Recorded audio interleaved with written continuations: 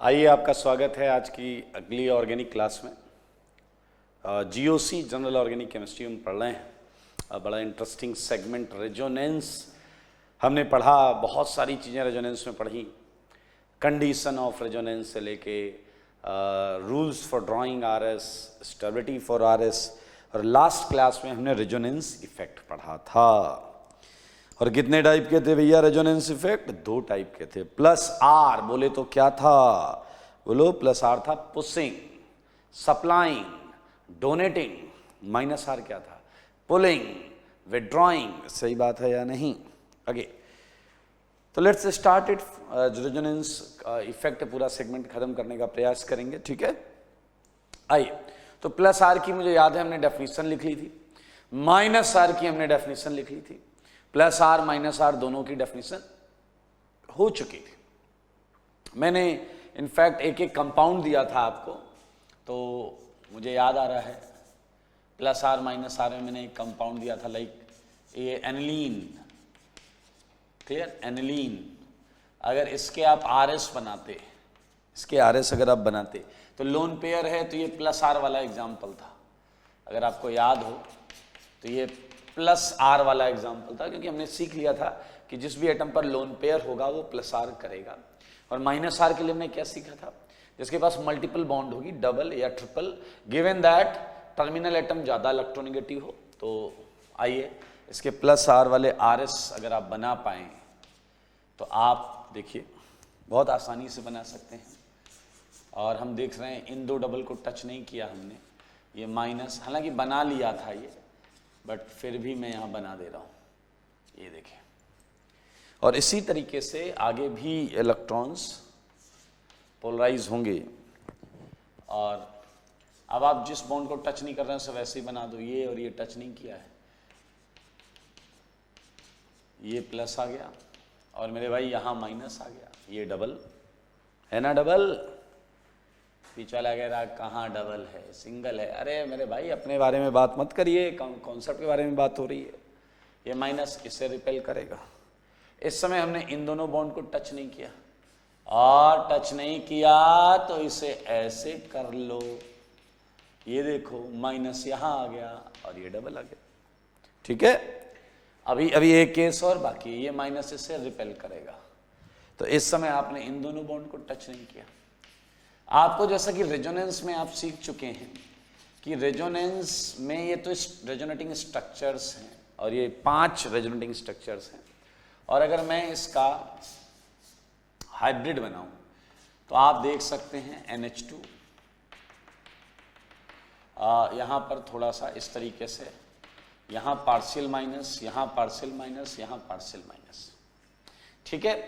थोड़ा आप दिमाग अगर लगाएं तो नेट चार्ज तो इस पर 0 ही होगा, नेट चार्ज तो इस पर 0 ही होगा। So we can have like 3 of partial plus, net charge तो 0 ही होगा।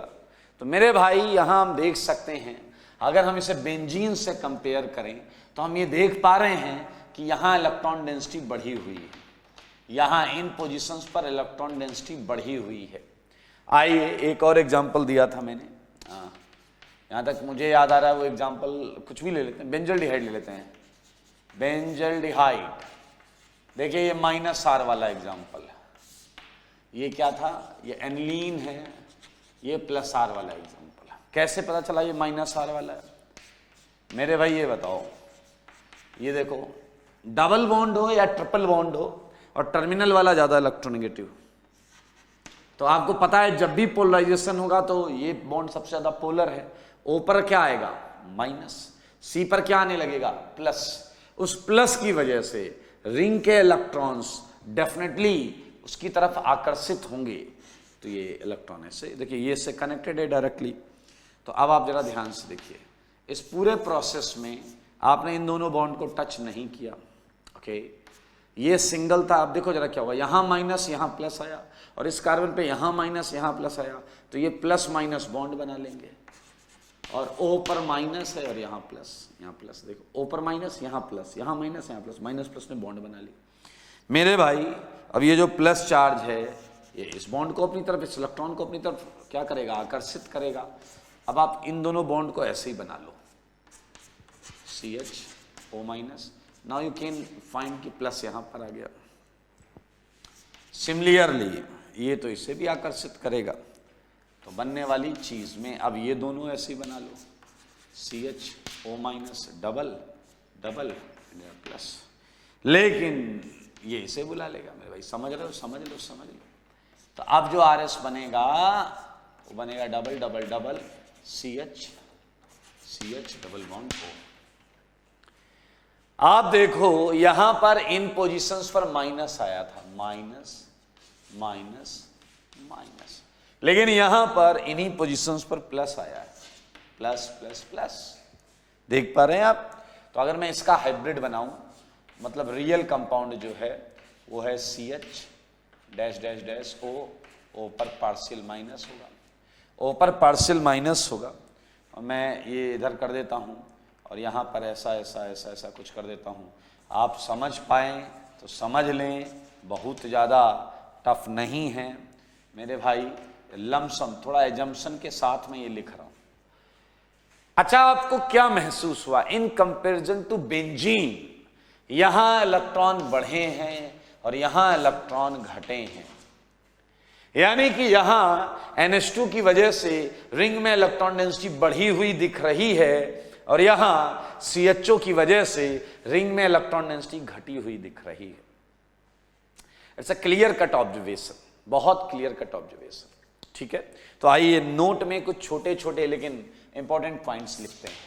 सारे लोग देखेंगे नोट में हम छोटे छोटे लेकिन इंपॉर्टेंट पॉइंट्स लिखते हैं। इधर नोट रहेगा, इधर नोट। आओ बच्चों तुम्हें बताएं नोट, नोट में फर्स्ट पॉइंट सारे लोग देखेंगे। फर्स्ट पॉइंट ध्यान से देखिए, जब ऐसे कोई बेंजीन है और उस पे सारे लोग ध्यान से सुनिए, जब बेंजीन होती है ना, बेंजीन, जो बेंजीन का हर कार्बन एक जैसा होता है, तो इस सब पे क्या लगा होता है? Hydrogen hydrogen hydrogen hydrogen hydrogen hydrogen, और सारे एक जैसे होते हैं। तो अगर आप इस पे कुछ लगा लेते हो तो ये जो इलेक्ट्रोफाइल है, ये जो चीज है, ये इलेक्ट्रॉन लेने की चाहत में, इलेक्ट्रॉन लेने की चाहत में रिंग पर अटैक करेगा, और रिंग के सारे कार्बन एक जैसे हैं, तो ये किसी भी कार्बन पर जुड़ेगा, बात बराबर है। ये किसी भी कार्बन पर जुड़ेगा, बात बराबर है। मुद्दा ये नहीं है कि ये जुड़ा कैसे, ये जुड़ा कैसे, ये तो हम आगे आने वाले चैप्टर्स में देखेंगे, लेकिन मैं आपको पॉसिबिलिटीज समझा रहा हूं कि जब ये बेंजीन पर जुड़ना जाएगा, ये जब बेंजीन पर जुड़ने जाएगा तो आप देखेंगे केवल एक ही केस है। अरे कहीं भी लगा लो यार, यहां यहां यहां यहां यहां यहां कहीं सेम आएगा। लेकिन जनाब मैं जो समझाना चाहता हूं आपको वो समझिए, वो समझिए आप, हाँ वो समझिए। मान लीजिए ये ई लगा हुआ है, मान लीजिए ई लगा हुआ है और इस पर कुछ ई यानी A प्लस आ रहा है, इस पर कुछ A प्लस आ रहा है, तो अब पोजीशंस अलग अलग भी हैं। हाँ आप ये जरूर देख सकते हैं कि ये पोजीशन एक जैसी है, बिल्कुल देख सकते हैं आप, बिल्कुल इसमें कोई मना नहीं करेगा। आप देख सकते हैं ये पोजीशन येलो वाले से तो अलग है, येलो वाले से तो अलग है, लेकिन ये आपस में एक जैसी।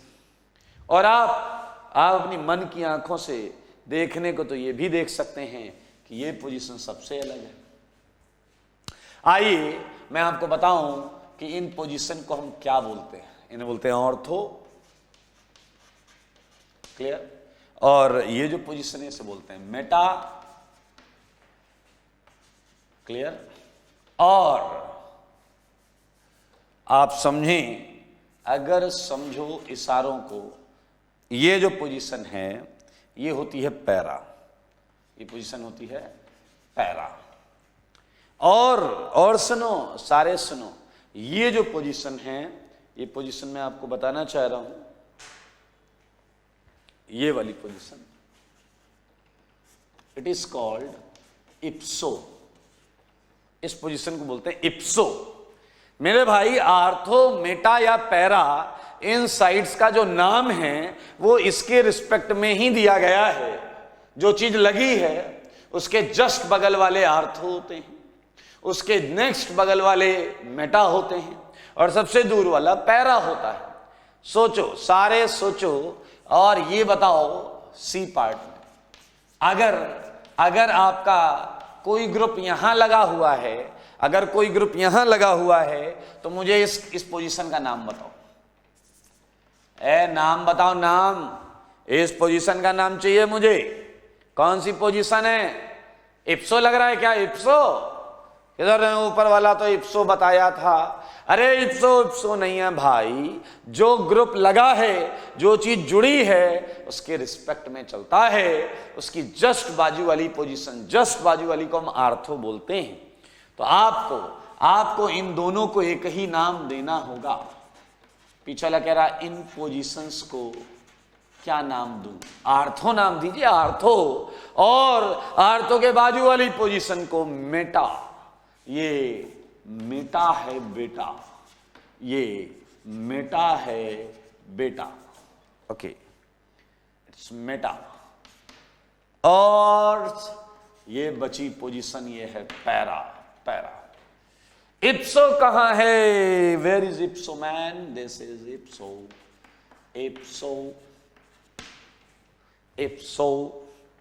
तो मैं केवल पोजीशंस के नाम, साइड्स के नाम आपको बताना चाह रहा था। तो आपने देखा फर्स्ट पॉइंट में कि जब बेंजीन पर कुछ नहीं लगा होता तो कोई किसी पोजीशन का कोई नाम नहीं होता, because each position, each side is exactly identical. But when anything, any atom और ग्रुप इज सब्स्टिट्यूटेड, उस पर लगा हुआ है, उस पर जुड़ा हुआ है, तो उसकी जहां वो लगा है वो इप्सो है, उसके जस्ट बाजू वाली ortho. Okay, now next point आइए, रेजोनेंस से रिलेटेड हम बात करेंगे। सेकेंड पॉइंट, ये प्लस आर है, ये लोन पेयर वाला है। तो बताओ प्लस आर इफेक्ट इलेक्ट्रॉन को क्या कर रहा है? बताइए, पुल कर रहा है या पुश कर रहा है? इलेक्ट्रॉन खींच रहा है या दे रहा है? रिंग के अंदर इलेक्ट्रॉन दे रहा है या रिंग से इलेक्ट्रॉन ले रहा है? मेरे ख्याल से अंधा आदमी भी टटोल कर बता देगा ये इलेक्ट्रॉन दे रहा है, ये इलेक्ट्रॉन सप्लाइंग है, ये इलेक्ट्रॉन डोनेटिंग है, ये इलेक्ट्रॉन पुशिंग है, कुछ भी कह सकते हैं आप। तो ये बात मैं यहां लिखूंगा आपके सामने, plus R effect is electron, ठीक है, डोनेटिंग, इलेक्ट्रॉन डोनेटिंग, या हम बोल सकते हैं इलेक्ट्रॉन पुशिंग, ठीक है। इफेक्ट इफेक्ट है ये थर्ड वाला है। माइनस आर की बात करो, ये क्या शो कर रहा है? ये माइनस आर इफेक्ट, इसमें CHO शो कर रहा है और यहां NH2 प्लस आर कर रहा है। तो ये क्या करता है? ये विड्रॉइंग है, बोले तो क्या है? पुलिंग है। ये इलेक्ट्रॉन डेंसिटी को बाहर की तरफ खींचता है। तो ये बात यहां हम डंके की चोट पर लिखेंगे, minus are effect is electron, क्या बोलते हैं? विड्रॉइंग, इलेक्ट्रॉन विड्रॉइंग, ठीक है, या हम बोल सकते हैं इलेक्ट्रॉन पुलिंग इफेक्ट। मेरे भाई कुछ चीजें जो मैं मानूंगा कि आपको पता है। रिजोनेंस पाई इलेक्ट्रॉन का फंडा होता है। तो कौन से इलेक्ट्रॉन की बात हो रही है जब मैं बोल रहा हूं ये दे रहा है या ले रहा है? Obviously we are talking about pi electron cloud, pi electron density. तो दो बेहद छोटे छोटे पॉइंट्स मैंने यहां पर लिखे हैं। मैं थोड़ा सा जगह बनाने के लिए ये सेगमेंट हटा रहा हूं। चल देखिए अभी आएगा, ठीक है। इसके आगे के पॉइंट्स लिखूंगा मैं। थर्ड पॉइंट हो गया है फोर्थ पॉइंट।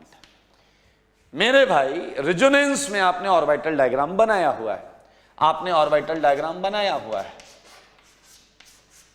ये नाइट्रोजन का p ऑर्बिटल है, ये p ऑर्बिटल, ये p ऑर्बिटल, ये p ऑर्बिटल, ये p ऑर्बिटल, ये p ऑर्बिटल। तो मेरे भाई ओवरलैपिंग हो रही है ओवरलैपिंग। तो ये इफेक्ट जहां तक भी पहुंचेगा रिड्यूस्ड नहीं पहुंचता है। क्या आप समझ रहे हैं? अगर ऑर्बिटल्स पैरेलल हैं तो ये इफेक्ट काफी लॉन्ग डिस्टेंस तक आपको दिखाई देगा। मतलब ये डिस्टेंस डिपेंडेंट इफेक्ट नहीं है, ये डिस्टेंस डिपेंडेंट इफेक्ट नहीं है।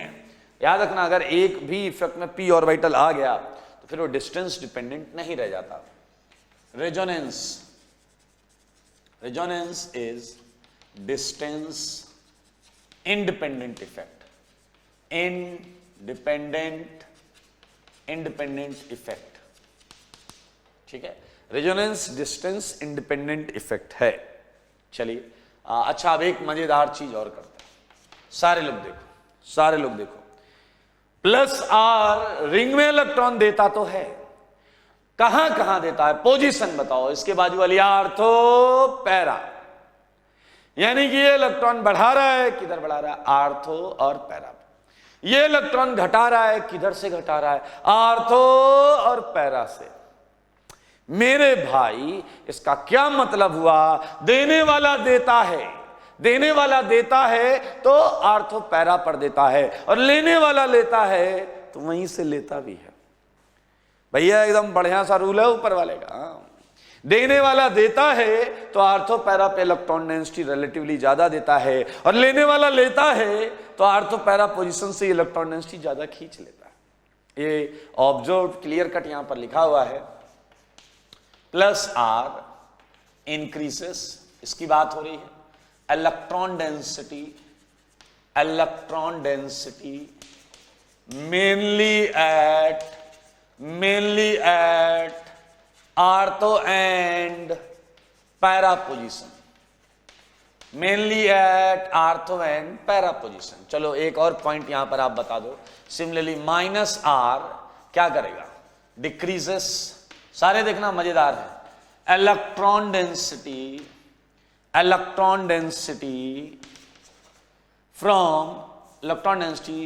Mainly from ortho and para position.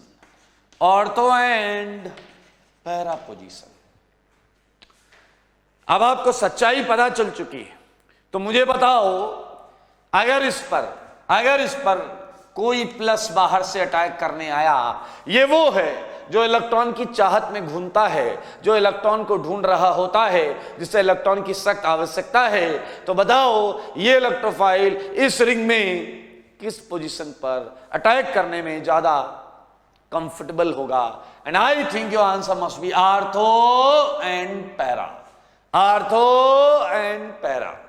ठीक है, और इसे जो इलेक्ट्रॉन की चाहत रखता है उसे हम इलेक्ट्रोफाइल बोलते हैं। क्या बोलते हैं, इलेक्ट्रोफाइल। क्लियर? सो इस बात को यहां मेंशन करेंगे। Plus R increases electron density mainly at ortho and para, ये आपने बनाया रेजोनेटिंग स्ट्रक्चर से पता चला। And known as ortho and para directing for incoming electrophile. इसका मतलब नहीं समझे क्या, बाहर से आने वाले इलेक्ट्रोफाइल को ये कहता है आर्थो और पैरा पर लग जाओ, क्योंकि आर्थो और पैरा पर ही तो इसके माइनस चार्ज है। लेकिन इसकी समस्या को समझो, इसकी समस्या को भी तो कोई समझो। ये क्या कह रहा है, इसने तो आर्थो पैरा से इलेक्ट्रॉन खींच लिया है, और अगर आर्थो पैरा से इलेक्ट्रॉन खींच लिया है, और अब अगर मेरे भाई कोई इलेक्ट्रोफाइल आता है, मैं हटा रहा हूं ये सब,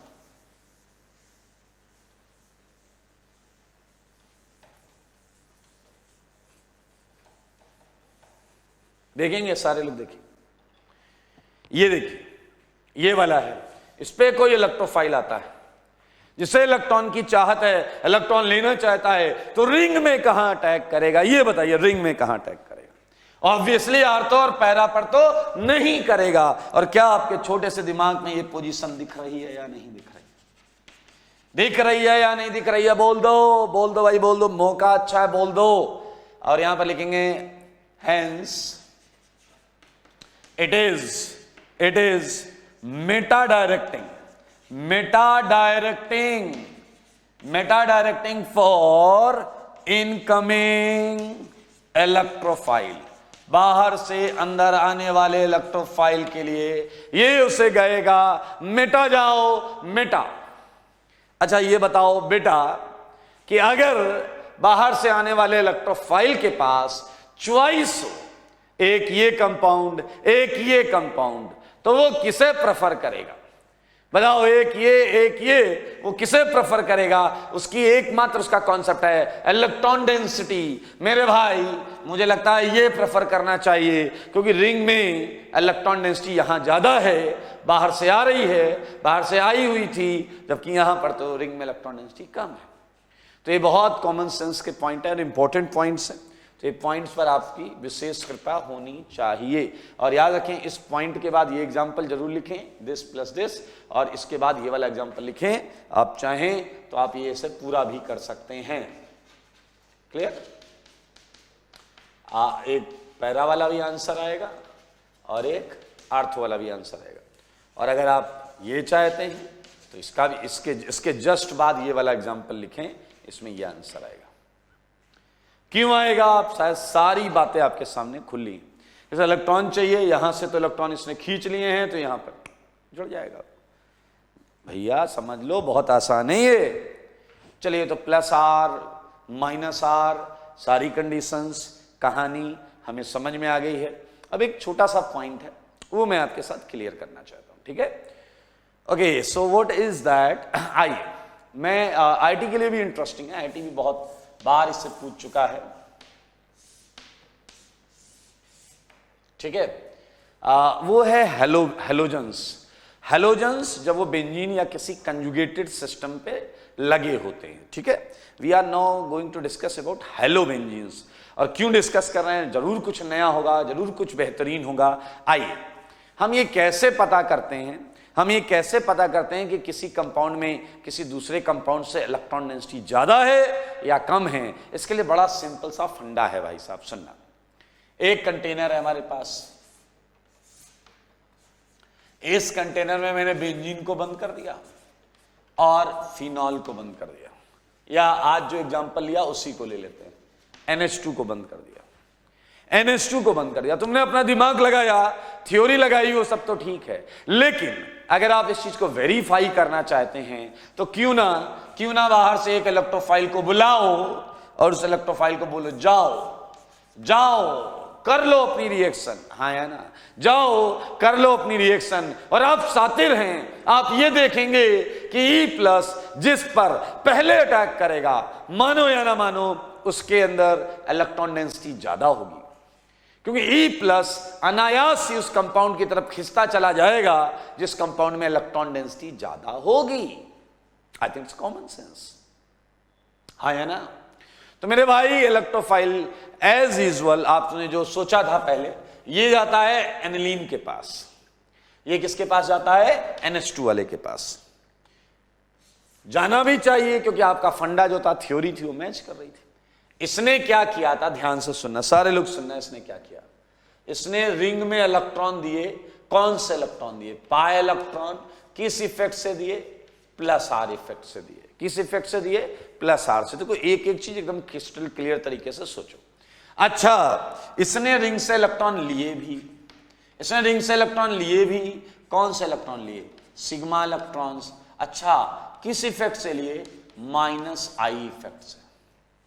किस इफेक्ट से लिए? -I से। आपको पता है, कार्बन नाइट्रोजन में नाइट्रोजन ज्यादा इलेक्ट्रोनेगेटिव है, तो वो सिग्मा इलेक्ट्रॉन्स को -I से खींच लेगा। लेकिन आपका इलेक्ट्रोफाइल एनिलीन के पास जा रहा है, तो क्या ये कॉमन सेंस की बात है या नहीं? बताओ कि एनिलीन में जो +R है, उसने -I को डोमिनेट किया है। देखो, अगर +R ने डोमिनेट नहीं किया है तो इस रिंग में इलेक्ट्रॉन डेंसिटी कम हो जानी चाहिए थी। आप समझो, एक रास्ता है आने के, इलेक्ट्रॉन आ रहे हैं +R से, और एक है जाने का -I से। अब अगर चले गए ज्यादा तो फिर तो भाई साहब नेट इलेक्ट्रॉन डेंसिटी कम हो जाएगी। Net electron sigma plus pi सब मिला के नेट इलेक्ट्रॉन डेंसिटी कम हो जाएगी। लेकिन एक्सपेरिमेंट हमने कराया और हमने देखा इलेक्ट्रोफाइल एनिलीन के पास जाता है, एनिलीन के पास जाता है, और एनिलीन के पास जाने से ये बात प्रूफ हो गई +R ग्रेटर देन -I।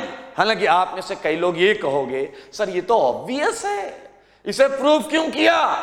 आप ही बोलते हो इंडक्टिव वीक इफेक्ट है एंड रेजोनेंस स्ट्रॉन्ग इफेक्ट है। तो भैया इंडक्टिव को तो वैसे भी हारना था। सुनो सुनो सुनो, एक्चुअली हम रिजल्ट्स एक्सप्लेन करते हैं, फिर से सुनना।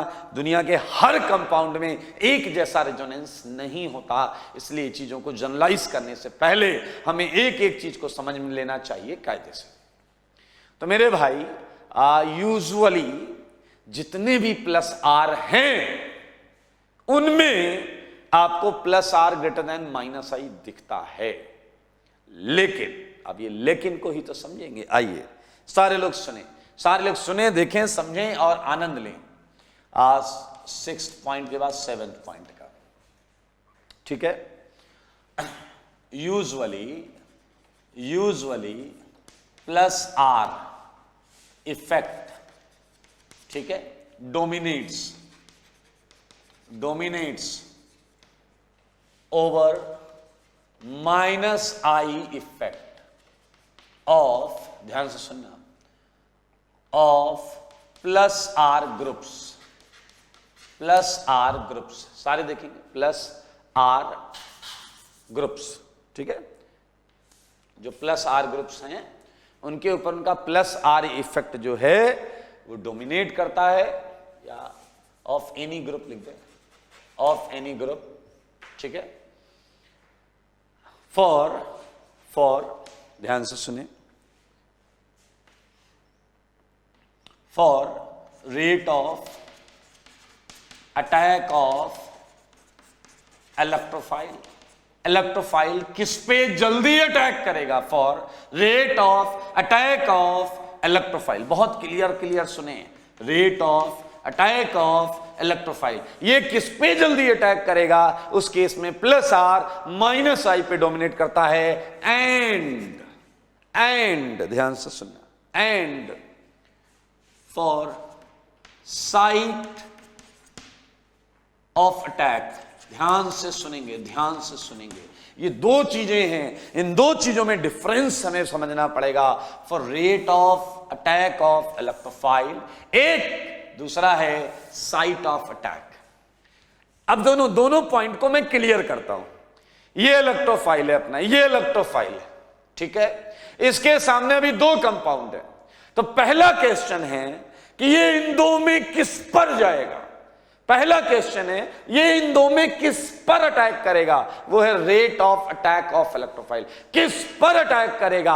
और सेकंड है साइट ऑफ अटैक। तुमने पहले में तो ढूंढ लिया कि इस पर अटैक करेगा, इस पर अटैक करेगा, okay. Now the second is उसमें किस साइट पर अटैक करेगा, आर्थो, मेटा या पैरा।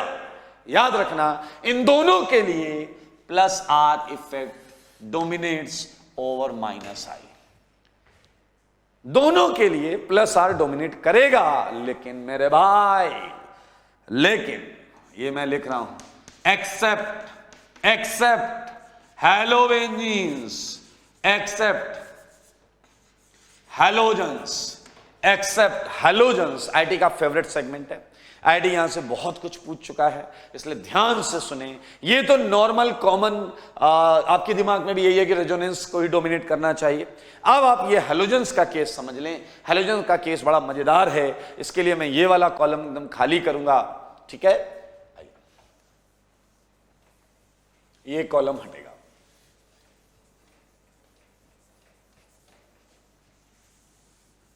आइए ध्यान से समझिए, एक्सेप्ट हैलोजेंस क्या होता है हैलोजन के केस में, ये जानने के लिए देखते रहें बोर्ड पर। ये आया आपका पॉइंट नंबर 8। ध्यान से सुनिए मेरे भाई, हैलोजेंस के केस में एक विचित्र बिहेवियर देखने को मिलता है। ये बेंजीन, ये हेलो बेंजीन, सारे लोग बेंजीन को हेलो बोले तो हेलो बेंजीन बन जाएगा। एक्स लगा दिया, ये एक्स फ्लोरीन हो सकता है, एक्स क्लोरीन हो सकता है, एक्स ब्रोमीन हो सकता है, एक्स आयोडीन हो सकता है। ध्यान से सुनिएगा, हमने एक इलेक्ट्रोफाइल को बुलाया, उसे थोड़ा खिलाया पिलाया और फिर मैंने कहा ऑल द बेस्ट, जाओ और कर लो अपनी रिएक्शन, जाओ और कर लो अपनी रिएक्शन, लगाओ थोड़ी बुद्धि, सारे लोग अपनी बुद्धि लगाओ। हैलोजन में भी तो लोन पेयर होता है, हैलोजन में भी तो लोन पेयर होता है। देखते रहो। और लोन पेयर की वजह से ये क्या करेगा, वही वाली कहानी, ये pi electrons plus R effect से बढ़ाएगा, रिंग में देगा, ठीक है, जो हमें पता है। और ये क्या कर रहा है, बाहर ले रहा है, क्या ले रहा है बताइए, सिग्मा इलेक्ट्रॉन्स किस इफेक्ट से ले रहा है, माइनस आई से।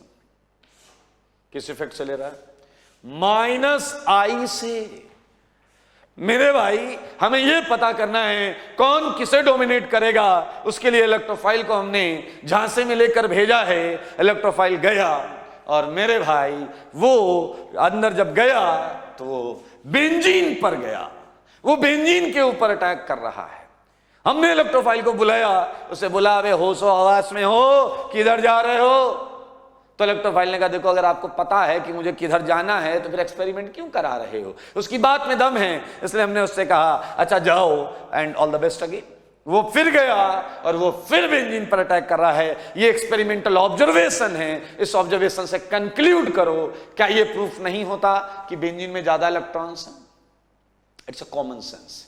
अगर ज्यादा अब ये नहीं कहना कि सर हेलोजन थोड़ी शैतानी कर रहा हो, अरे शैतानी तुम करते होगे, ये रीजेंट्स नहीं करते, इसे इलेक्ट्रॉन चाहिए, जहां ज्यादा इलेक्ट्रॉन्स होंगे वो चाहे या ना चाहे ये उधर खिंचा हुआ चला जाएगा। तो ये क्लियर प्रूफ हो रहा है 8th पॉइंट में मैं यहां लिख रहा हूं, वाइल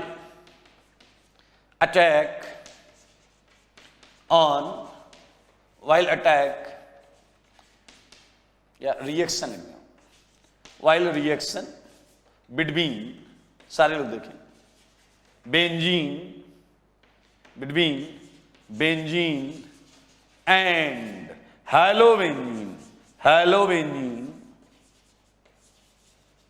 इलेक्ट्रोफाइल किसे प्रेफर करता है? वो देखो, electrophile prefer to attack on benzene, वो बेंजीन को प्रेफर करता है। Now you have to explain it. Benzene में ज्यादा इलेक्ट्रॉन है, हेलोबेंजीन में कम कैसे हुए? आने का एक रास्ता है प्लस आर, जाने का एक रास्ता है माइनस आई थिंक छोटे से छोटा बच्चा भी बता देगा गए ज्यादा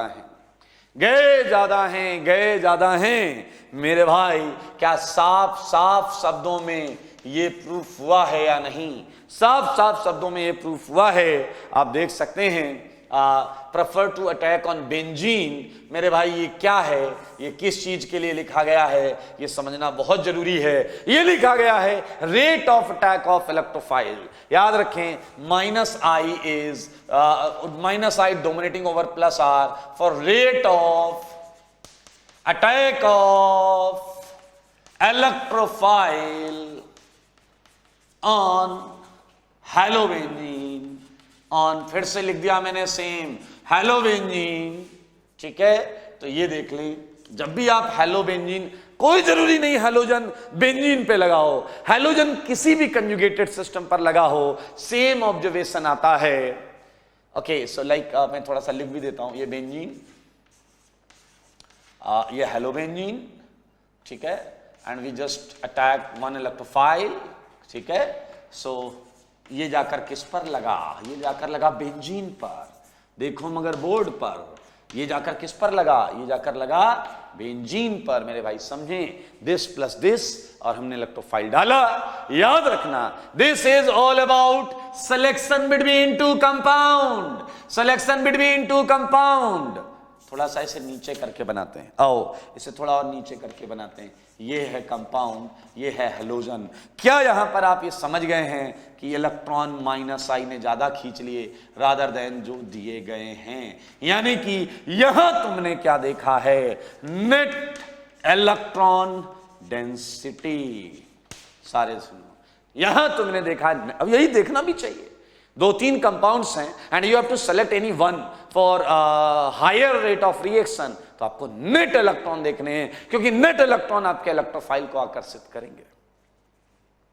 दिस इज ऑल अबाउट। लेकिन एक बड़ा ट्विस्ट पॉइंट है यहां पर। आपका दिमाग ये मान चुका है कि हैलोबेंजीन में जो हैलोजन होता है वो रिंग से इलेक्ट्रॉन खींच रहा होता है।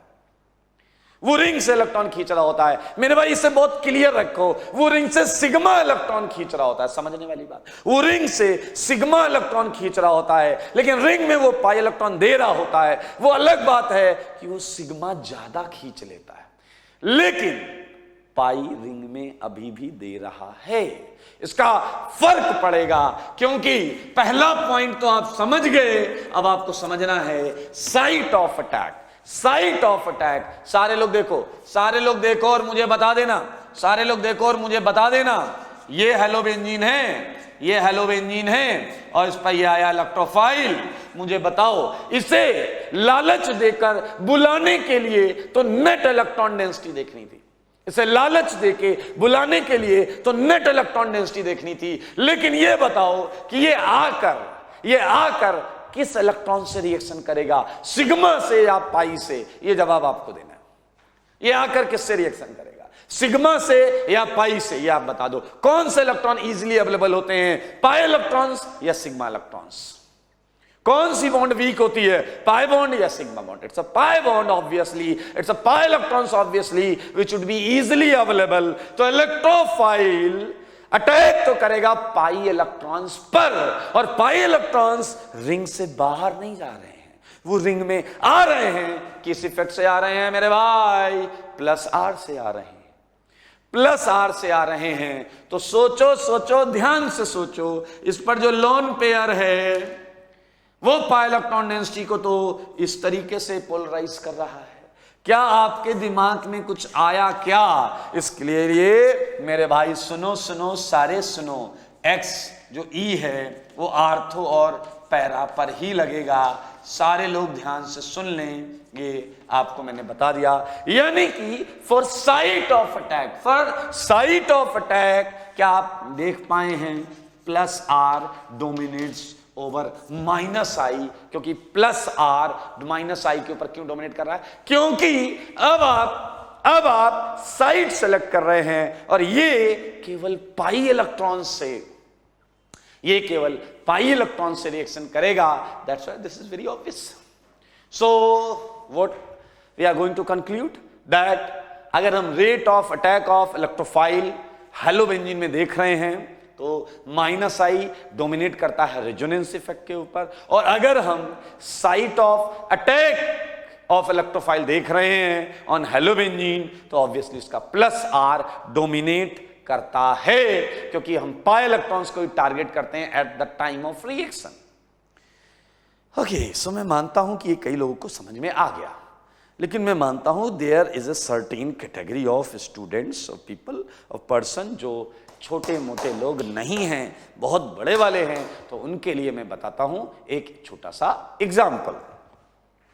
मान लेते हैं आप लोग 11वीं में हैं, 12वीं में हैं, या रिपीटर जो भी है, जिस भी एज वर्ग के हैं, आज से 10 साल बाद, मान लेते हैं 12 साल बाद आपका ब्याह होने वाला है। शर्माने लगे भाई, पीछे वाले बच्चे शर्मा रहे हैं। अरे ऑर्गेनिक सीखनी है, शर्माने की आवश्यकता नहीं। अब भाई साहब 12 साल बाद आपका ब्याह हो रहा है। एक दो बच्चे तो नाराज हो रहे, करे इतने टाइम बाद, अरे एग्जाम्पल समझो ऑर्गेनिक का है, ठीक है। 12 साल बाद आपका ब्याह हो रहा है। आपको दो फाइल्स दी गई कि भैया देखो ये बायोडेटा है, इसे पढ़ लो, इसे समझ लो, हाँ ना बोलना है बोल दो। आपने 2 फाइल्स ली। पहली फाइल आपने पढ़ी, आपने कैंडिडेट फोटो देखी, क्वालिफिकेशन देखी, सारी चीजें आपने पढ़ ली, और फिर आपने दूसरी फाइल देखी, उसमें भी आपने सारी डिटेल्स जब पढ़ी। Now you gets confused because each and every property, quality and talent resembles a lot. एक जैसा है, काफी कुछ एक जैसा है। Now it's not easy for you to find out कि भैया हम किसे फाइनल करें। पीछे वाला कह रहा है सिंगल करेक्ट चॉइस है क्या? अरे हाँ, ऑब्वियस सी बात है, ब्याह की बात है तो एक ही ऑप्शन को फाइनल करना है।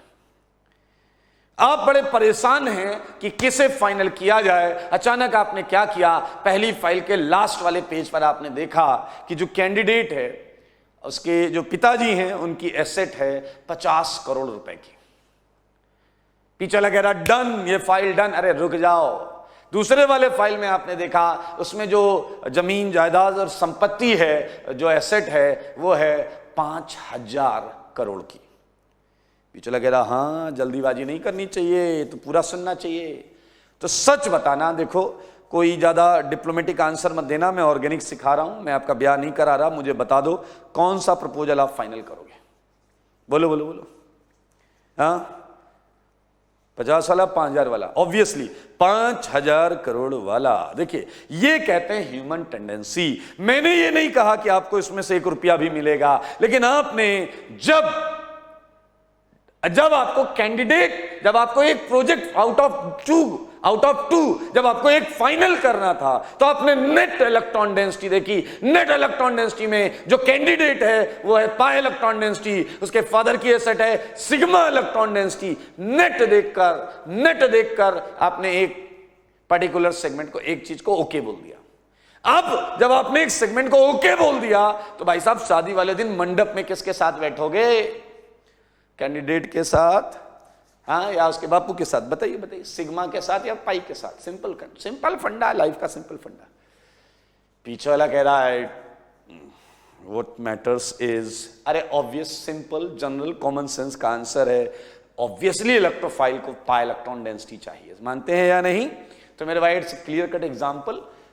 मुझे लगता है आप समझ चुके हैं अच्छी तरीके से। तो इसे अपने कॉपी में, थ्योरी कॉपी में बहुत अच्छी तरीके से लिखना, that minus I dominates over plus R while we are comparing between two or more than two compounds. Okay, it's a rate of attack of electrophilic attack, electrophile, and when we are looking for site of attack, तो obviously जो pi electrons का polarisation होगा वो dominating होगा। It's a plus R dominates over minus I. महा important concept है, महा important concept है मेरे भाई। अगर इसे भूल गए तो कुछ मार्क्स भूलने पड़ेंगे आपको। मोस्ट इंपॉर्टेंट है भाई साहब, मोस्ट इंपॉर्टेंट। इट्स ये जो पता चला है, ये एक्सपेरिमेंट से ही पता चला है कि बेंजीन और हेलो बेंजीन में इलेक्ट्रोफाइल बेंजीन पर अटैक कर रहा है। जहां से ये एक्सप्लेनेशन अभी तक हमारे पास है, जैसे हम ये प्रूफ कर रहे हैं कि बेंजीन में इलेक्ट्रॉन्स ज़्यादा हुए और हेलो बेंजीन में रिलेटिवली कम हुए, और कम कैसे हुए, तो हमने ये थ्योरी दी है यहाँ पर।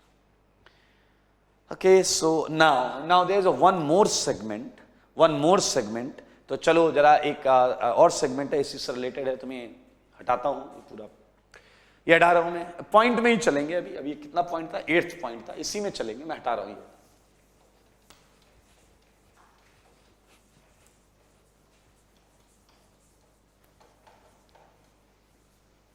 आइए 8th पॉइंट है, 9th पॉइंट पे आ गए हम।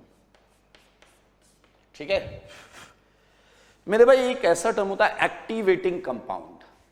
ऐसे टर्म्स आएंगे डीएक्टिवेटिंग कंपाउंड्स, तो मैं वो बता देता हूं क्या है। एक्टिवेटिंग कंपाउंड्स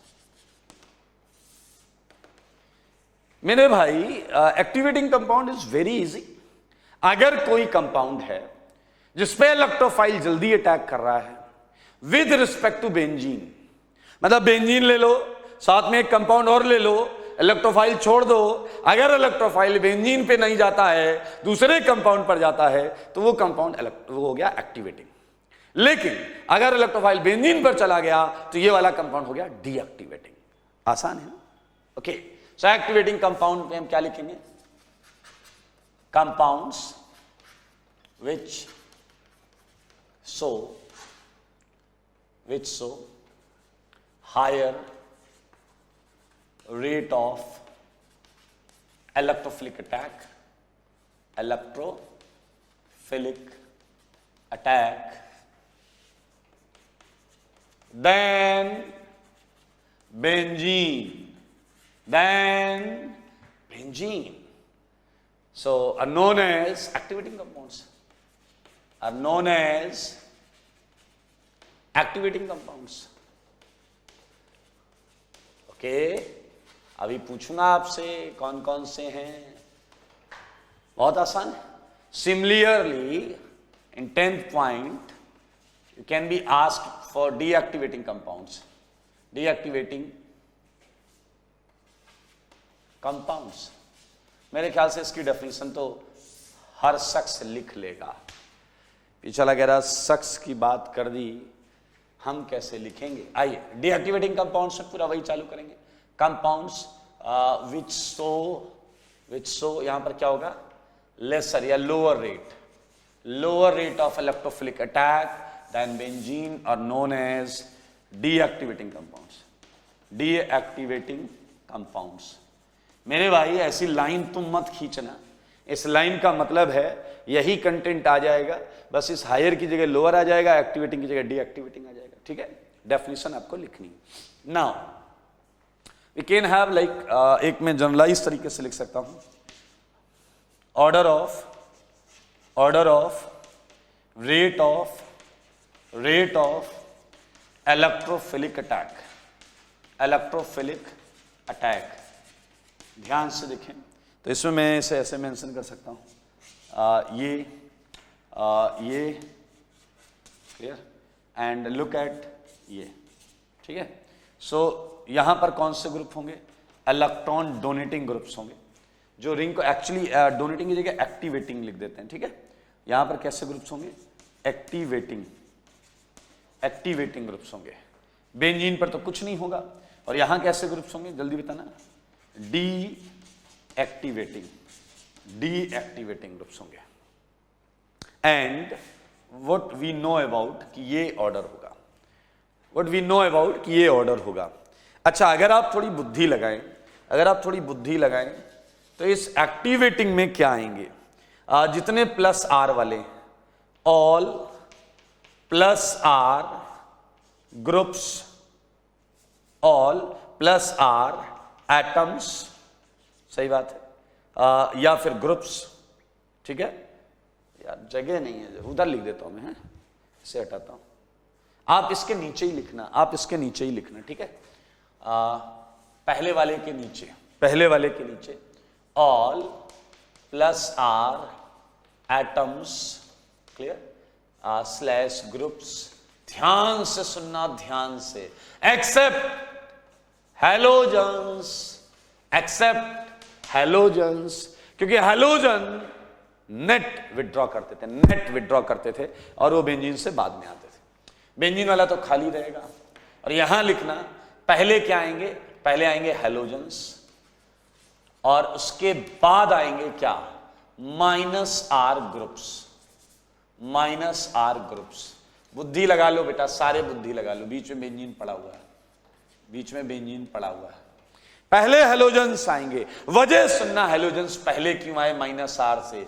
अरे यार ये क्या करता था, प्लस आर से देता था एंड माइनस आई से लेता था, लेकिन माइनस आर क्या करते हैं, सारे माइनस आर को उठा के देखना, ये माइनस आर से भी लेते थे और माइनस आई से भी लेते थे। तो मेरे भाई वो ज्यादा डीएक्टिवेट करेंगे क्योंकि सारे माइनस आर ग्रुप्स लास्ट में हैं। Okay, so we can go for few examples. Okay, तो अभी हम बिल्कुल फ्यू एग्जांपल्स पर जाएंगे, लेकिन उससे पहले मैं आपको बताना चाह रहा हूं कि एक्टिवेटिंग कंपाउंड में आप कई सारे नाम या टर्मिनोलॉजी सुन सकते हैं, तो वो देख लें एक बार देख लें। एक्टिवेटिंग कंपाउंड्स में ऐसा बोला जा सकता है, हाईली एक्टिवेटिंग, ठीक है, और आपको ऐसा भी बोला जा सकता है, मॉडरेटली एक्टिवेटिंग, ठीक है, एंड एट लास्ट आपको बोला जा सकता है वीकली एक्टिवेटिंग। तो तीन इलेक्ट्रॉन सारे दे रहे हैं, लेकिन उनमें भी रिलेटिव ऑर्डर लगा लिया गया। हाईली एक्टिवेटिंग में कौन से होते हैं, जरा ध्यान से देखेंगे, सारे लोग ध्यान से देखिएगा। हाईली एक्टिवेटिंग में वो होते हैं जो रिंग से सीधा रेजोनेंस करते हैं, कंजुगेटेड सिस्टम से सीधा रेजोनेंस करते हैं। O माइनस, NH माइनस, ठीक है, NH2, NHR, सारे लोग ध्यान से सुनना, NR2, OH, OR, ETC। इन पर लोन पेयर है, सब में लोन पेयर है मेरे भाई। और ये क्या करते हैं, बेंजीन या किसी भी कंजुगेटेड सिस्टम जिससे ये जुड़े हैं उनमें इलेक्ट्रॉन सप्लाई करते हैं। अब मॉडरेटली एक्टिवेटिंग क्या होते हैं, मॉडरेटली एक्टिवेटिंग क्या होते हैं, ये अपनी इलेक्ट्रॉन डेंसिटी का एक छोटा हिस्सा ही रिंग में भेजते हैं। अब आप कहोगे कैसे, वो कैसे डिसाइड करते हैं रिंग में छोड़ा ही जाएगा? मेरे भाई, क्योंकि बाहर वाले सेगमेंट में एक और ऐसा कंजुगेटेड चीज डाल देते हैं कि वो एट ए टाइम उससे भी रिजोनेंस करता है और बेंजीन से फिर उसका जो एक्सटेंट ऑफ डिस्पर्जन या शेयरिंग ऑफ इलेक्ट्रॉन होता है वो कम हो जाता है। लाइक ध्यान से देखो सारे NH2, ये सारे सुनना NH2। अब ये देखो, ये बेंजीन है, ये NH2 है, सारे देखना, ये बेंजीन है, ये NH2 है। तो बताओ N के इलेक्ट्रॉन्स रिंग में जा रहे हैं, N के इलेक्ट्रॉन्स रिंग में जा रहे हैं। लेकिन अगर मैं एक H हटाऊं, अगर मैं एक H हटाऊं और C डबल बॉन्डो इधर भी लगा दूं, इधर लगा दूं, तो मेरे भाई C डबल बॉन्डो में बॉन्ड कैसे घूमेगी? O की तरफ। अब इलेक्ट्रॉन्स का रुझान, अब इलेक्ट्रॉन्स का रुझान दूसरी तरफ भी हो गया। तो मेरे भाई N द्वारा पहले रिंग में गई हुई इलेक्ट्रॉन डेंसिटी कुछ कम हो जाएगी, जाएगी रिंग में, अभी भी जाएगी, इस केस में भी जाएगी, बट ये इलेक्ट्रॉन डेंसिटी डेफिनेटली उतनी नहीं होगी जितनी पहले वाली थी। तो मेरे भाई आप देखें, मॉडरेटली को पहचानने का यही तरीका है कि उसमें जो आपका एटम है, जो इलेक्ट्रॉन लेकर आया है, वो पहले से ही किसी से रेजोनेंस कर रहा होगा। सिमिलरली आप OCO-CH3 को भी उसी नजरिए से देख सकते हैं और समझ सकते हैं। Lone pair of these atoms, यहां देखिए, ये जा रहे होंगे कंजुगेटेड सिस्टम में, लेकिन इधर जहां जिससे जुड़े हैं उसमें जा रहे होंगे, लेकिन ये ऑलरेडी इधर इन्वॉल्व हैं, ऑलरेडी इंगेज्ड हैं। Okay, now weekly activating. Weekly activating वो होते हैं जो बेचारे रेजोनेंस नहीं कर पाते लेकिन इलेक्ट्रॉन देते हैं। अब रेजोनेंस नहीं कर पाते और इलेक्ट्रॉन देते हैं, तो बाकी बचे हुए दो इफेक्ट के ऊपर बात चली गई, एक हाइपर कंजुगेशन और एक क्या, इंडक्टिव। आओ बच्चों तुम्हें बताएं, इसमें आपका टर्सरी ब्यूटाइल हो सकता है, एल्काइल ग्रुप्स होते हैं बेसिकली, क्लियर। आपका आइसोप्रोपाइल ग्रुप होगा, हटा देता हूं दिखेगा नहीं, आइसोप्रोपाइल ग्रुप होगा, इथाइल ग्रुप होगा, CH2 CH3, आपका मिथाइल ग्रुप होगा, ETC। Alkyl groups, alkyl groups ये एक्टिवेटिंग कंपाउंड सेगमेंट में जाएंगे। मैं ये हटा देता हूं इधर वाला, हाँ यही तो है ना।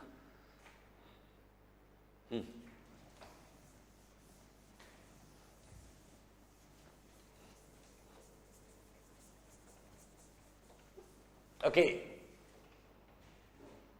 नाउ जैसे कि एक्टिवेटिंग कंपाउंड को 3 कैटेगरी में बांटा है, ऐसे हम डीएक्टिवेटिंग को भी 3 कैटेगरी में कर सकते हैं। डीएक्टिवेटिंग कंपाउंड, ठीक है। आई डीएक्टिवेटिंग कंपाउंड को देखें। ओके, जैसे हाईली एक्टिवेटिंग था, ये होगा हाईली डीएक्टिवेटिंग, कैसे भी लिख लो कोई फर्क नहीं पड़ता। हाईली डीएक्टिवेटिंग, ये क्या है आपका, moderately deactivating, moderately deactivating, okay. And ये क्या है, ये है वीकली डीएक्टिवेटिंग, ये है वीकली डीएक्टिवेटिंग, ठीक है। इधर कनेक्ट करने के लिए ऐसा करते हैं, इधर हाईली कर देते हैं, इधर कर देते हैं, कोई लॉजिक नहीं है इसमें कि इधर क्यों लिखा, हाईली डीएक्टिवेटिंग, ठीक है। और ये हो गया आपका वीकली डीएक्टिवेटिंग, वीकली डीएक्टिवेटिंग, ठीक है। आओ देखते हैं,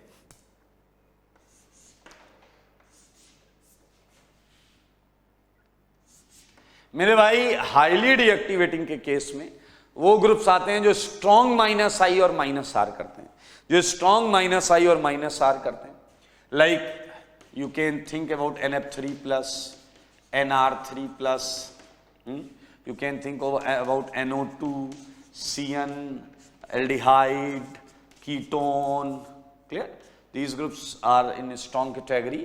अच्छा, मॉडरेटली डीएक्टिवेटिंग का भी यहां सेम कॉन्सेप्ट है। कैसा कॉन्सेप्ट देखो जरा, देखना भी है समझ। ऐसे बेंजीन है और ये देखो मैंने इधर से स्ट्रांगली से उठा लिया, एल्डिहाइड या कीटोन में से कुछ उठा लो, तो भैया ये क्या कर रहा होगा बताओ? ये रिंग से इलेक्ट्रॉन खींच रहा था। कैसे खींच रहा था? यहां माइनस यहां प्लस, और ये जो प्लस था ये रिंग से इलेक्ट्रॉन खींच रहा था, ये रिंग से इलेक्ट्रॉन खींच रहा था। लेकिन सोचो अगर मैं इसके बाजू में भी इलेक्ट्रॉन रख दूं तो ये प्लस इससे भी इलेक्ट्रॉन खींचेगा, रेजोनेंस है उधर भी। अगर उधर भी इलेक्ट्रॉन आ गया, उधर भी रेजोनेंस आ गया, तो ये प्लस इससे भी इलेक्ट्रॉन खींचेगा, तो ऑब्वियसली रिंग से इलेक्ट्रॉन खींचने की टेंडेंसी कम हो जाएगी। And the same condition, same story है। आइए यहां के जो ग्रुप्स होंगे वो आप ऐसा ले सकते हैं, ये देखिए एसिड वाले हो गए, ईस्टर हो गया, समझ रहे हैं आप? तो ये सारी कैटेगरीज यहां पर आप देख सकते हैं, ये ETC, ये ETC।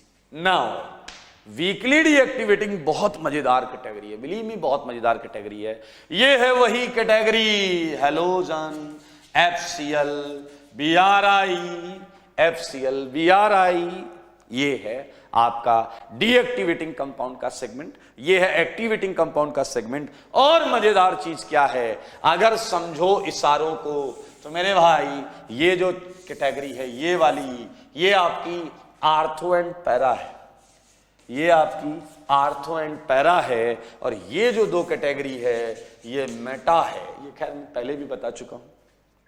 एक्टिवेटिंग ये जो है ये तो आर्थो पैरा है, इसके ऊपर लोन पेयर है, लोन पेयर, यही तो अभी डिस्कस कर रहे थे, आईटी का मोस्ट इंपॉर्टेंट टॉपिक, ये भी आर्थो पैरा है। डीएक्टिवेटिंग में दो कैटेगरीज हैं जो मेटा, जो -R करते हैं, दोनों -R वाले हैं। ऐसे देखो ना, दोनों -R वाले हैं, इसलिए ये डीएक्टिवेटिंग मेटा करते हैं। ये +R +R +R एक्टिवेटिंग, तो इस तरीके से वो आपके +R आर्थो पैरा वाला काम करते हैं। Okay, so this is all about, हमने +R रेजोनेंस के अंदर हर एक छोटी से छोटी और इंपॉर्टेंट बातों का जिक्र किया, एक्सप्लेनेशन किया, उन्हें समझा। तो आपका फर्ज बनता है इसका बहुत खूबसूरत नोट्स, थ्योरी नोट्स बना के इसे वापस रिवाइज करें। मैं सेगमेंट हटा देता हूं ये वाला, ठीक है, ये हटा दूं, देख तो लिया, बना लेना, अब आप, हटा रहा हूं।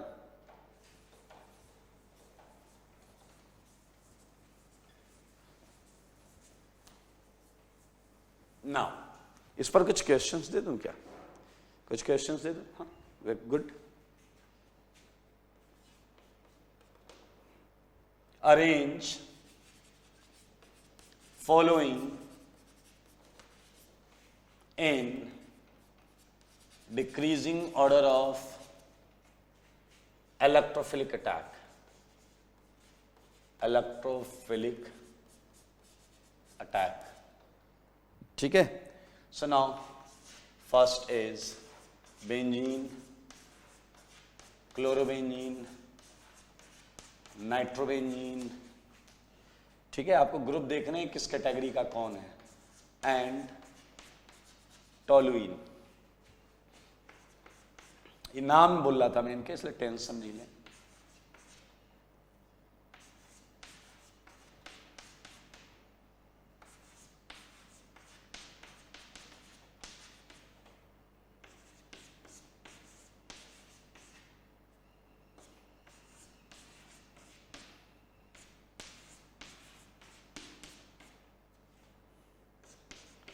ऑर्डर लगाना भाई, लगा लोगे ना, बहुत सिंपल है ये।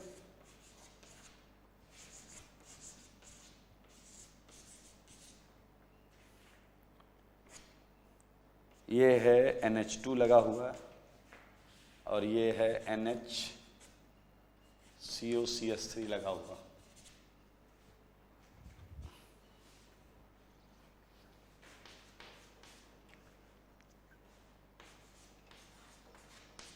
फिनॉल, CH2CH3, OCOCH3, बेंजीन, ठीक है। हाँ, और ले लेते हैं, ये है आपका OCH3, ये आपका CH3,